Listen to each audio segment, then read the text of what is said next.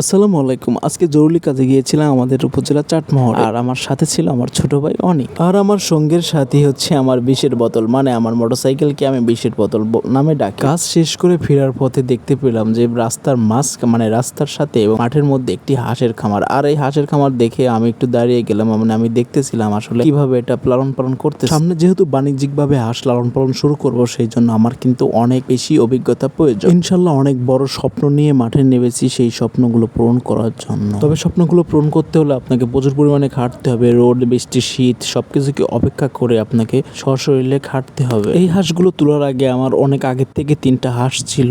আজকে সেই 3টা হাঁসই পরিপূর্ণভাবে মানে ডিম পারতেছে, আর সেই সাথে আমার এই হাঁসগুলো কিন্তু অনেক বড় হয়ে যাচ্ছে। এদেরকে এখন ভ্যাকসিনেশন করতে হবে, ভ্যাকসিন দিতে হবে, ডাক পেলে প্রতিরোধ ক্ষমতাও বৃদ্ধি পাবে। মাশাআল্লাহ, সেই ছোট্ট আশা নিয়ে শুরু করেছিলাম হাঁসের খামার, মানে অল্প স্বল্প হাঁস নিয়ে শুরু করতেছি। আল্লাহর রহমতে খুব ভালোভাবে সামনের দিকে আগাচ্ছে। আর এই যে আমার পরিবারের যে পারিবারিক ডিমের চাহিদা, এটাও কিন্তু আমি পরিপূর্ণভাবে পূরণ করতেছি। আমার হাঁসগুলো সকাল হলে রোজ 2 রকম ভাবে ছেড়ে দেওয়া হয়, কারণ এখন চারিদিকটা ফাঁকা, মানে ধান কেটে ফেলা হয়েছে। এখন প্রত্যেকটা জমি চাষ দিয়ে রাখছে, আর এখানে প্রচুর পরিমাণে প্রাকৃতিক খাবার রয়েছে, যার জন্য হাঁসগুলো সারাদিন ওখানে খায়। আর আমার খামারে কিন্তু এই পর্যন্ত মুরগি সব মিলিয়ে অনেকগুলো হয়ে গেছে। নতুন নতুন সদস্য কিন্তু আমার খামারে এসেছে। এই যে এই মুরগিটা প্রায় 8টা বাচ্চা দিয়েছে, মানে 8টা ডিম ফুটিয়ে বাচ্চা উঠেছে। মাশাআল্লাহ, অনেক সুন্দর দেখতে। আরো 2টা মুরগি রানিং ডিম পারতেছে। আলহামদুলিল্লাহ, খামার শুরু করার আগে আমার খামারে কিন্তু বেশ কয়েকটা আমি কালার বার্ডের মুরগির বাচ্চা নিয়েছিলাম, আর সেই কালার বার্ড গুলো কিন্তু অনেক বড় হয়ে গেছে। মানে আর কিছুদিন পরে এদেরকে আমি বিক্রি করে দেবো। এরা